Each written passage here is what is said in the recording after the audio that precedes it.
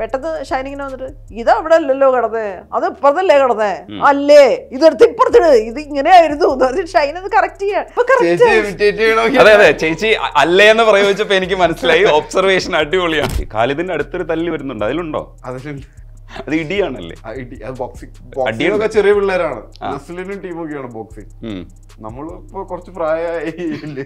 റാങ്കിങ്ങില് ധ്യാൻ കഴിഞ്ഞ് കഴിഞ്ഞാൽ പിന്നെ ഷൈൻ ടോം ആണ്. അതുകൊണ്ടാണ് ആളുകൾ പറയുന്നത് പടം കണ്ടിട്ടില്ല, ആൾക്കാർ വരുമ്പോ ഇന്റർവ്യൂ കൊണ്ടുവന്ന് പറയണം. അപ്പൊ ഞാൻ പറയും പടം കാണാൻ വേണ്ടിയിട്ടാണ് ഞാൻ ഇന്റർവ്യൂ തരുന്നത്.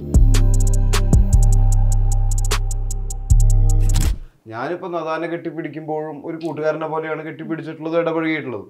ദേശാടന കിളികൾക്കറിയാല്ല എന്നുള്ളതിൽ ആ 2 പെൺകുട്ടികളിൽ അവര് സാധാരണ നോർമൽ ഒരു 2 പെൺകുട്ടികൾ നടക്കുന്നത് പോലെയും ചില്ല് ചെയ്ത് സമയം അല്ലേ, അതെന്നാണ്. മറ്റേതാകുമ്പോ നമുക്ക് തൊടുമ്പോഴും അല്ലെങ്കിൽ കെട്ടിപ്പിടിക്കുമ്പോഴും ഒക്കെ ആ ഒരു രീതിയിലല്ലേ. പക്ഷെ ആ പടത്തില് വളരെ വളരെ നാച്ചുറലായിട്ട് 2 പെൺകുട്ടികൾ ചില്ല് ചെയ്ത് നടക്കുന്നത് കാണിച്ചിട്ടുണ്ട്. ഇതാണ് ഷൈൻ. ഇത്ര സട്ടിലായിട്ടാണ് ക്യാരക്ടറൈസേഷനും എല്ലാം എടുക്കുന്നത്. കണ്ട ഈ ബഹളം കണ്ട ആരെങ്കിലും വിചാരിക്കും ആക്ടർ എന്ന നിലയ്ക്ക് നമ്മൾ അന്തമിട്ട് പോകും. ഞാൻ ഭീഷ്മപർവ്വത്തിൽ അഭിനയിച്ചോണ്ടിരിക്കുമ്പോഴത്തേക്ക് ഒരു കേക്ക് കട്ട് ചെയ്ത സീക്വൻസ് ഉണ്ടായിരുന്നു. അപ്പൊ ഞാൻ പെട്ടെന്ന് ഇങ്ങനെ മത്സരത്തേര് പക്ഷെ ഇങ്ങനെ കേക്ക് കട്ടിയത് മറങ്ങോട്ട് പറഞ്ഞിട്ട് ഇങ്ങനെ കത്തി ഇങ്ങനെ വാങ്ങി. ഞാൻ വിചാരിച്ചു യഥാർത്ഥത്തിൽ ഞാൻ കേക്ക് കട്ടിയത് തെറ്റിപ്പോയത്. എന്നിട്ട് ഞാൻ കഴിഞ്ഞിട്ട് ഞാൻ ഷൈനെ ഞാൻ കേക്ക് കട്ടിയത് തെറ്റിപ്പോയി എന്ന് സിനിമയിൽ പറഞ്ഞതല്ലേ നിങ്ങൾ വെറുതെ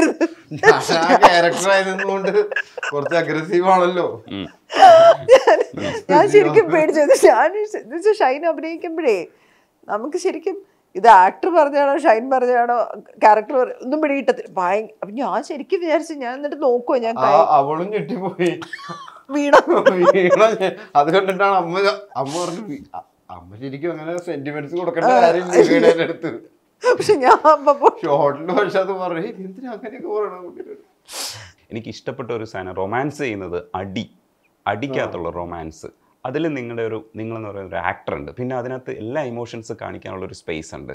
അടി ഭയങ്കര രസമുള്ളൊരു സാധനമാണ്. അഹാനയും നിങ്ങളും കൂടെ കോമ്പിനേഷൻ അഭിനയിക്കുന്ന സമയത്ത് ഞാൻ കൊതിയോടുകൂടി കണ്ടിരുന്നില്ലേ, അങ്ങനെ ഒരു സാധനമായിരുന്നു. അതിനകത്ത് ഭയങ്കര രസമായിട്ട് ചെയ്തിട്ടുണ്ട്. ആ പടത്തിന് അതിന്റെ ആവശ്യമാണ്, ഭീഷ്മപർവ്വത്തിന് ഇതിന്റെ ആവശ്യമാണ്, ഇതിന് ഇതിന്റെ ആവശ്യമാണ്. അപ്പൊ ഓരോ പടത്തിനും ക്യാരക്ടറിനനുസരിച്ച് മാത്രമേ നമ്മൾ പെരുമാറാൻ പാടുള്ളൂ, അല്ലാതെ എല്ലാ പടത്തിലും നന്നായി പെരുമാറിയിട്ട് കാര്യമില്ല.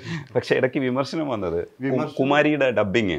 കുമാരി എനിക്കും പേഴ്സണലി ഇഷ്ടപ്പെട്ടു. അയാൾ ആരോട് സംസാരിക്കാത്ത ഒരാളാണ് അല്ലേ. അയാൾ ആദ്യമായിട്ട് സംസാരിക്കുന്നത് ഈ കുമാരിയെ വിവാഹം കഴിച്ചതിന് ശേഷം കുമാരി ചോദ്യങ്ങൾ ചോദിക്കുന്ന സമയത്താണ്. പക്ഷെ ഒരു പ്രോബ്ലം ഉണ്ട് ഇതിനകത്ത്. ഷൈനെ നമ്മൾ അല്ലാതെ കാണുമ്പോൾ സത്യത്തിൽ പ്രസ് മീറ്റിനും ബാക്കി ബിഹേവിയറും ഒക്കെ നമ്മൾ എക്സ്പോസ്ഡ് ആണ്. എല്ലാ മാനറിസംസും നമുക്കറിയാം. അപ്പോൾ അതിൽ കാണുമ്പോൾ ഇത് നമ്മൾ കണ്ടുകൊണ്ടിരിക്കുന്ന ഷൈനാണ്, കഥാപാത്രമായിട്ട് നമുക്ക് ഫീൽ ചെയ്തില്ല. അതാണ് എല്ലാവരും അല്ല, പലപ്പോഴും ആ സ്ലാങ് ശ്രദ്ധിച്ചാൽ മനസ്സിലാവും. വ്യക്തമാവാതെ സംസാരിക്കുന്നത് ഞാനിപ്പോ സംസാരിക്കുന്നത് വ്യക്തമാണ്. കുമാരിയിലെ സംസാരിക്കുന്നത് എന്തുകൊണ്ട് വ്യക്തമായില്ല എന്ന് പറഞ്ഞാൽ വ്യക്തമാവാതിരിക്കണം അവിടെ ആ സംസാരം. അയാള് കുറെ കാലങ്ങളായി ഉൾവലിഞ്ഞ് ആരോടും സംസാരിക്കാതെ ഏകനായിട്ട് നടക്കുന്ന ഒരു കഥാപാത്രമാണ് അത് അല്ലേ. അയാൾ കുമാരിയുടെ അടുത്താണ് ആദ്യമായിട്ട് ഉള്ളു തുറന്ന് സംസാരിക്കുന്നത്. ഉള്ളു തുറന്നാണ് സംസാരിക്കുന്നത്, ചുണ്ടുകൊണ്ടോ നാവ് കൊണ്ടോ അല്ല. ചുണ്ടുകൊണ്ടും നാവ് കൊണ്ടും ഒരു വ്യക്തി സംസാരിക്കുമ്പോഴാണ് സ്ഫുടമായി സംസാരിക്കുള്ളൂ. മറ്റത് ഉള്ളുകൊണ്ടാണ് സംസാരിക്കുക.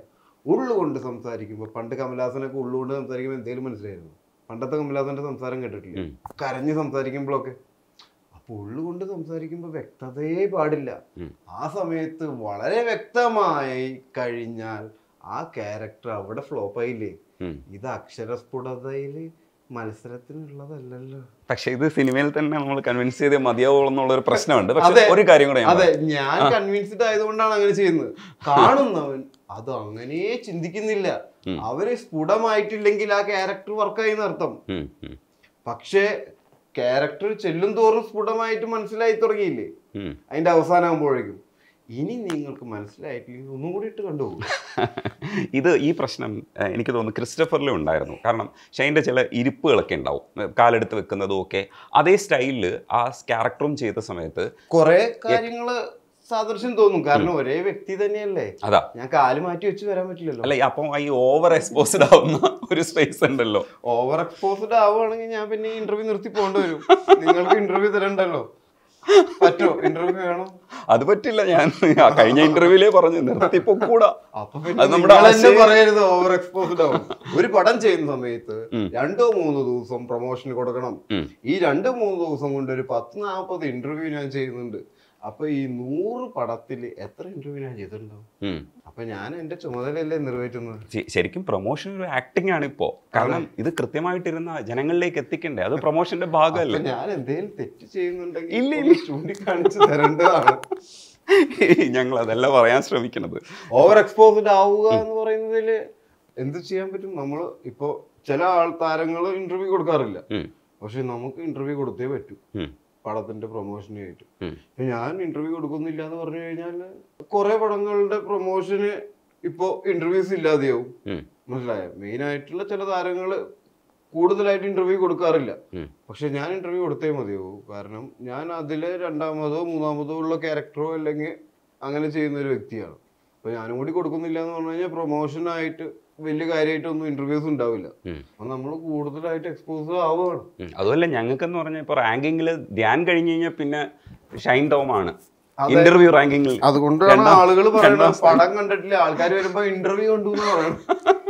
അപ്പൊ ഞാൻ പറഞ്ഞു പടം കാണാൻ വേണ്ടിയിട്ടാണ് ഞാൻ ഇന്റർവ്യൂ തരുന്നത്. പടം കൂടി കാണണം. ധ്യാനം പറയാറുണ്ട് പടം കൂടി കാണണം. ഈ വിവേകാനന്ദൻ വൈറലാണ് ശരിക്കും എക്സ്പെക്ട് ചെയ്തിരുന്നു ഞങ്ങൾ. പക്ഷെ ആ പടത്തിനകത്തൊരു ഓൾഡ് സ്കൂൾ മേക്കിംഗ് ആണോ എന്ന് എനിക്ക് അറിഞ്ഞുകൂടാ. കാരണം പക്ഷെ ആ പടത്തിനകത്ത് പല സാധനങ്ങളും നമുക്ക് ഓക്വേർഡായിട്ട് തോന്നിയിട്ടുണ്ട്. ക്യാരക്ടർ നല്ലതായിരുന്നു. ആ ക്യാരക്ടറിൻ്റെ ഒബ്സർവേഷനും എനിക്ക് തോന്നുന്നു ഈ ക്യാരക്ടർ ചൂസ് ചെയ്യുന്ന സമയത്ത് ക്യാരക്ടർ മാത്രം കേൾക്കുന്നുള്ള ഹോൾ സ്ക്രിപ്റ്റ് വായിക്കാറുണ്ടോ? കമൽ സാറിന്റെ പടമായതുകൊണ്ട് ഞാൻ സാർ എന്തു വന്ന് പറഞ്ഞാലും ഞാൻ അതിന് മുന്നേ വന്ന് ചെയ്തു കൊടുക്കണം.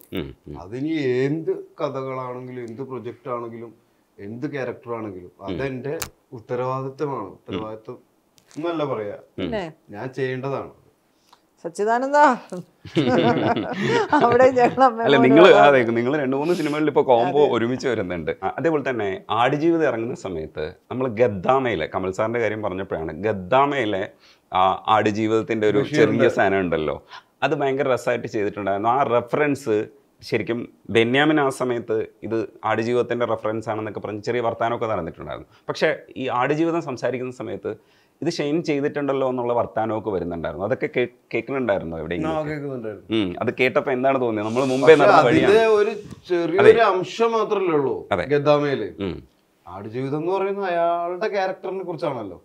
ഗദ്ദാമയില് കാവ്യ ചെയ്ത കഥാപാത്രത്തിന്റെ കഥയാണല്ലോ ഇത്. അതേപോലത്തെ ബെന്യാമിന്റെ കഥാപാത്രങ്ങൾ ഒരുപാടുണ്ട്. സൗദിയിലും ദുബായിലും നമ്മൾ ചെല്ലുന്ന എല്ലാ മരുഭൂമികളിലും അല്ലെങ്കിൽ ഇങ്ങനത്തെ ഫാം ഹൗസുകളിലൊക്കെ കാണാം. ഇങ്ങനെ വികൃതമായിട്ടുള്ള ആളുകളല്ലെങ്കിൽ കൂടി പാസ്പോർട്ട് ഇല്ലാതെ വർക്ക് ചെയ്യുന്നവരാണെങ്കിലും അഫ്ഗാനികള്, പാകിസ്ഥാൻകാര്, ഒരുപാട് പേരെ നമുക്ക് കണ്ടുമുട്ടാം. പക്ഷേ ആ ചെറിയ കഥാപാത്രമാണെങ്കിലും ആ സംഗതി ഞങ്ങളുടെ മനസ്സിനകത്തേക്ക് കൊണ്ട കഥാപാത്രമാണ്. അത് നന്നായിട്ട് ചെയ്തിട്ടുണ്ടായിരുന്നു ഷീൻ. ഈ ചെറിയ കഥാപാത്രങ്ങൾ ചെയ്യുന്നത് ഇപ്പോൾ മലയാളി ഫ്രം ഇന്ത്യക്കകത്ത് അതില് സംഭാഷണമൊക്കെ വ്യക്തമല്ലേ? വ്യക്തമാണ്. അതാണ് അതില് കളക്ടറാണ്. കളക്ടർ അത്യാവശ്യം അക്ഷരസ്ഫുടതയിൽ സംസാരിക്കുന്ന ഒരാളായിരിക്കും. കാരണം അയാൾ സംസാരിച്ച് വായിച്ച് പഠിച്ചു വന്നിട്ടുള്ള ഒരാളാണ്. അതില് ഒന്നും കുറവുണ്ടായിരുന്നില്ലല്ലോ. ഇല്ല. കഥാപാത്രത്തിന് വേണ്ട വ്യക്തതയെ കിട്ടൂ. ഒരു ഇപ്പം അവസാനം കണ്ടൊരു പടത്തിൽ ആക്ടറായിട്ട് തന്നെ വരുന്ന ഒരു പടം ഉണ്ടായിരുന്നല്ലോ, അത് once upon a time in Kochi. അതിനകത്ത് ഭയങ്കര സ്റ്റൈലായിട്ട് വന്നിട്ടുണ്ടായിരുന്നു കേട്ടോ. ഒരു ആക്ടർക്ക് വേണ്ട ഒരു സ്റ്റൈലൊക്കെ ഉണ്ടായിരുന്നു. അനുസരിച്ചുള്ള ഭംഗിയും സ്ഫുടതയും ഉണ്ടാവുള്ളൂ അല്ലേ? അതിൽ കൂടുതൽ സ്ഫുടതയും ഭംഗിയും കൊടുക്കാൻ പാടില്ല. അതിൽ തന്നെ തൂങ്ങിക്കിടക്കാം. ചേച്ചി ഓവർ എക്സ്പോസ്ഡ് ആവുന്നതിനെ കുറിച്ച് ചേച്ചിക്കൊരു ആശങ്ക ഉണ്ടാവും. പാർവതി തിരുവോത്തിന് ഇതേപോലെ തന്നെ ഓവർ എക്സ്പോസ്ഡ് ആവുന്നതിലൊരു ആശങ്കയുണ്ട്. കാരണം പിന്നെ അവർ പാർവതിയായിട്ട് കണ്ടുകളയോ എന്നൊരു പേടിയുണ്ട്. ചേച്ചി ആ കാര്യത്തിൽ എങ്ങനെയാണ് ശ്രദ്ധിക്കുക? അങ്ങനെ ഒരു ഇതുണ്ടോ, ശ്രദ്ധയുണ്ടോ ചേച്ചിയുടെ മനസ്സിനകത്ത്? നമുക്കൊക്കെ അങ്ങനെ ഒരു ശ്രദ്ധയും പേടിയും ഉണ്ടെങ്കിൽ നമുക്ക് അതിനകത്ത് കൺട്രോളുണ്ട്. ഇവരെ പോലുള്ളവർക്ക് ഇല്ല. ഇവർ പ്രൊമോഷന് പോയേ പറ്റും. ഇപ്പം ഞാനൊരു പടത്തിന് പ്രൊമോഷന് പോയില്ലെന്ന് വെച്ചാൽ സിനിമയ്ക്കൊന്നും പറ്റത്തില്ല. നമ്മൾ അത്രയും സ്റ്റാർ വാല്യൂ ഉള്ളവരാ. അപ്പോൾ ഇവർക്കൊന്നും കൺട്രോൾ ഇല്ല. ഒന്നാമത് ഒരു പോപ്പുലർ ആയി കഴിഞ്ഞാൽ ആൾക്കാർക്ക് അത് കാണാൻ ഇഷ്ടമാണെന്ന് പറഞ്ഞാൽ ഓടിച്ചിട്ട് പിടിക്കും. ഷൈൻ തന്നെ ഓടിയൊക്കെ ഓടിക്കുന്ന കണ്ടിട്ടുണ്ട് ഒരു വീഡിയോയ്ക്കകത്ത്, കാറിൻ്റെയൊക്കെ പിന്നാലെ ഓടി. ഞാൻ ലിഫ്റ്റിൽ പോകും, ഞാൻ ഒന്ന് വിഷം മാറിക്കോട്ടെ എന്നൊക്കെ ചോദിക്കുന്നത് കണ്ടിട്ടുണ്ട്. ഞാൻ ശ്രദ്ധിക്കാറുണ്ട്. കാരണം എന്ന് വെച്ചാൽ ഒരുപാട് ഇപ്പോൾ ആൾക്കാർ ചോദിക്കും റീൽ ചെയ്യാൻ പാടില്ലേ, യൂട്യൂബ് ചാനലോടെങ്കിലും എന്നൊക്കെ. അപ്പോൾ നമുക്ക് എപ്പോഴും സിനിമയൊന്നും കിട്ടില്ലല്ലോ. നമുക്ക് ഒരുപാട് സിനിമകൾ മാറിപ്പോവും, ചിലപ്പോൾ വർക്ക് പറയും. ഇപ്പം തന്നെ കഴിഞ്ഞ 4 മാസമായിട്ട് ഞാൻ വർക്ക് ചെയ്തിട്ടില്ല. പക്ഷേ അപ്പോൾ ചോദിക്കും യൂട്യൂബ് ചാനൽ തുടങ്ങുക, അറിയാവുന്ന കാര്യങ്ങളല്ലേ പറഞ്ഞൂടെ. ഞാനത് റെസിസ്റ്റ് ചെയ്യാറുണ്ട്. അല്ലെങ്കിൽ എന്തെങ്കിലും പണ്ട് ഞാൻ ടെലിവിഷനിൽ ആങ്കറായിരുന്നു, ഇൻ്റർവ്യൂ ചെയ്യാൻ അറിയാം, നന്നായി അറിയുന്ന ഒരാളാണ് ഇൻ്റർവ്യൂ ചെയ്യാൻ. അതൊരു സ്ട്രോങ് പോയിൻ്റായിട്ട് ഒരുപാട് വർഷം ഞാൻ ചെയ്തിരുന്നതാണ്, 2007 വരെ. അത് ചെയ്തൂടെ എന്നൊക്കെ ചോദിക്കാറുണ്ട്. ഞാൻ പറയും ഞാനും ചോദിച്ചിട്ടുണ്ട്, പക്ഷേ വീണ്ടും അത് ചെയ്തൂടെ. ഇല്ല, ഞാനത് ചെയ്യുന്നില്ല. കാരണം എന്ന് വെച്ചാൽ എനിക്കിപ്പോൾ ആക്ടറായിരിക്കുന്നതിൽ ഞാൻ ഭയങ്കര ഹാപ്പിയാണ്. ഈ പണി നിർത്താറാകുമ്പോഴേ ഞാൻ ചെയ്യുള്ളൂ. കാരണം നമ്മളുടെ ഒരു ശബ്ദവും നമ്മളുടെ രീതികളും ആൾക്കാർക്ക് ഫെമിലിയർ ആയി കഴിഞ്ഞാൽ ഒരു ക്യാരക്ടർ ആവുന്ന സമയത്ത് അത് ജൂറി ആയിട്ടല്ലോ ഒന്നിരുന്നു. ഒക്കെ എന്നാ അത് ഞാൻ സിനിമ നിർത്തിയതിന് ശേഷം, അല്ല അത് ഞാൻ എൻ്റെ പണിയൊക്കെ ഞാൻ 1995 ഇന്റർവ്യൂ ആയിരുന്നല്ലേ ദൂരദർശന് വേണ്ടിയിട്ട്? അല്ല, ഞാൻ ഏഷ്യാനെറ്റിലാണ് തുടങ്ങുന്നത്. ദൂരദർശൻ അതിന് മുമ്പ് വർക്ക് ചെയ്തിട്ടുണ്ട്. അതിൽ 1995 തൊട്ട് 2007 വരെ. അതെ, 95 ഉൾക്കാഴ്ച എന്ന് പറഞ്ഞ പ്രോഗ്രാം തൊട്ട്, അത് കഴിഞ്ഞ് 97 to 2000 ഏഷ്യാനെറ്റിൽ സുപ്രഭാതം, അത് കഴിഞ്ഞ് കൈരളി തുടങ്ങുന്ന ദിവസം മുതൽ 2003 അവസാനം വരെ, അത് കഴിഞ്ഞ് സൂര്യ TV-യിൽ, ദൂരദർശനിലും, കൂട്ടുകാരി, ദിശാഗന്ധി, പിന്നെ ഇൻ്റർവ്യൂസ്, അങ്ങനെ 2007 വരെ സ്റ്റാർ ടോക്ക് വരെ ചെയ്തു. അത് കഴിഞ്ഞിട്ടാണ് പിന്നെ ഞാൻ നിർത്തിയത്. അപ്പോൾ ആ പണി ഇപ്പം ചെയ്യുന്നില്ലേന്ന് ചോദിച്ചാൽ ഞാൻ ഭാഗ്യത്തിൽ അതൊന്നും അങ്ങനെ യൂട്യൂബിലൊന്നും അങ്ങനെ അവൈലബിൾ ഒന്നും അല്ല. പക്ഷെ എന്തോ ചെറിയ 1-2 KG ജോർജ് സാർ മരിച്ചപ്പോഴൊക്കെ എന്തോ ആ ഇൻ്റർവ്യൂ എടുത്തിട്ടുണ്ട്, കൈരളി ഷെയർ ചെയ്തിട്ടുണ്ടായിരുന്നു. അല്ല, ജഗതിച്ചേട്ടൻ്റെ ഒരു ഇൻ്റർവ്യൂവിൻ്റെ ഒരു ബിറ്റ് പോകുന്നുണ്ട്. അങ്ങനെ അല്ലാതെ മേജർ വലിയ ഇൻ്റർവ്യൂസ്, ഉഗ്രൻ ഇൻ്റർവ്യൂസ് ഞാൻ ജീവിതത്തിൽ ചെയ്തിട്ടുണ്ട്. എന്ന് വെച്ചാൽ എൽ സുബ്രഹ്മണ്യം, അല്ലെങ്കിൽ ഒരുപാട് ആൾക്കാരെ ഇൻ്റർവ്യൂ ചെയ്തിട്ടുണ്ട്. ഒരുപാട് നല്ല രസമുള്ള ഇൻ്റർവ്യൂസ് യൂട്യൂബിൽ ഇല്ല. യേശുദാസ് ദാസേട്ടൻ്റെ ഒരു ഇൻ്റർവ്യൂ ഉച്ചയ്ക്ക് 2 മണിക്ക് തുടങ്ങിയിട്ട് രാത്രി 10:30 മണിക്ക് കാസറ്റ് തീർന്ന കാരണം നിർത്തി. എന്ന് വെച്ചാൽ പുള്ളി ഫ്രണ്ട്സിനെയൊക്കെ വിളിച്ചു വരുത്തി ഒരുപാട് കാര്യങ്ങളൊക്കെ പറഞ്ഞ്, അത് ഇല്ല, ഗന്ധർവ വിരുന്ന് എന്നുള്ള പേരിൽ ആ ഇൻ്റർവ്യൂ ഒരു വർഷം ടെലികാസ്റ്റ് ചെയ്ത് കാര്യം. എന്നുവെച്ചാൽ ഒരു ക്യാമറയായിട്ട് പോയത് CN ആയിരുന്നു എൻ്റെ പ്രൊഡ്യൂസർ. എൻ്റെ മുഖം പോലും അതിനകത്തില്ല, ശബ്ദം മാത്രമേ കേൾക്കാൻ പറ്റുള്ളൂ. കാരണം ഒരു ക്യാമറയായിട്ട് റോൾ ചെയ്ത് ഒരു അരമണിക്കൂർ ഇൻ്റർവ്യൂവിന് പോയത്, ഒരുപാട് മണിക്കൂർ സംസാരിച്ചു. അന്നില്ല, അങ്ങനെ ഒന്നും പ്രതീക്ഷിച്ച് പോയാലും ഒരു ½ hour ഇൻ്റർവ്യൂവിന് പോയതാണ്. അദ്ദേഹം സംസാരിച്ചുകൊണ്ടേയിരുന്നു, ചോദിച്ച പാട്ടൊക്കെ പാടി, എല്ലാവരെയും വിളിച്ച് പരിചയപ്പെടുത്തി. ഞാനെന്ത് കുറച്ച് പഠിച്ചിട്ടാണ് ഞാൻ പോയിരുന്നത്. അപ്പോൾ ഞാൻ ചോദിച്ചിങ്ങനെ ഫ്രണ്ട്സിൻ്റെ ഇടയ്ക്ക് സിനിമ തിയേറ്ററിൽ പോയിരുന്നു, കൂവിയ ഓർമ്മയുണ്ടോ, കൂവിയ ഒരു കഥയുണ്ടല്ലോ എന്നൊക്കെ ചോദിച്ചപ്പോഴത്തേക്ക് കൂവി അതെന്താ ചോദിച്ചാൽ, അപ്പോൾ അദ്ദേഹം പറഞ്ഞിങ്ങനെ ഓല മേഞ്ഞ ഒരു പിന്നെ തിയേറ്ററായിരുന്നു. അപ്പോൾ അവിടെ ഇരുന്നിട്ട് എന്ന് പറഞ്ഞ് കൂവി പെട്ടെന്ന് ലൈറ്റ് വന്നു. അപ്പോൾ എല്ലാ സാറുമാരൊക്കെ കണ്ടെന്നിരുന്നു കൂവുന്നത്. അപ്പോൾ എന്നിട്ട് അന്ന് എൻ്റെ കൂടെ ഉണ്ടായ ഫ്രണ്ട്സ് ഇപ്പോൾ ഇവിടെ ഉണ്ടെന്ന് പറഞ്ഞ് അവരെയൊക്കെ വിളിച്ചൊക്കെ വരുത്തി, അവരെയൊക്കെ പരിചയപ്പെടുത്തി. അങ്ങനെ ഭയങ്കര പുള്ളി ഇൻ്റർവ്യൂ ഒക്കെ പറഞ്ഞ് അദ്ദേഹം ഭയങ്കരമായിട്ട് സംസാരിച്ച ഒരു അനുഭവമൊക്കെ ഉണ്ട് എനിക്ക്. അതൊക്കെ ഭയങ്കര, എന്നെ സംബന്ധിച്ച് എൻ്റെ വ്യക്തിത്വം തന്നെ ഒരുപാട് മാറിയത് ഈ ഒരു 10,000-3500 ഇൻ്റർവ്യൂ ചെയ്ത. അതെനിക്ക് 500 അതിൽ കൂടുതൽ, ബിക്കോസ് എല്ലാ ദിവസവും രാവിലെ മോർണിംഗ് ഷോ അല്ലായിരുന്നു.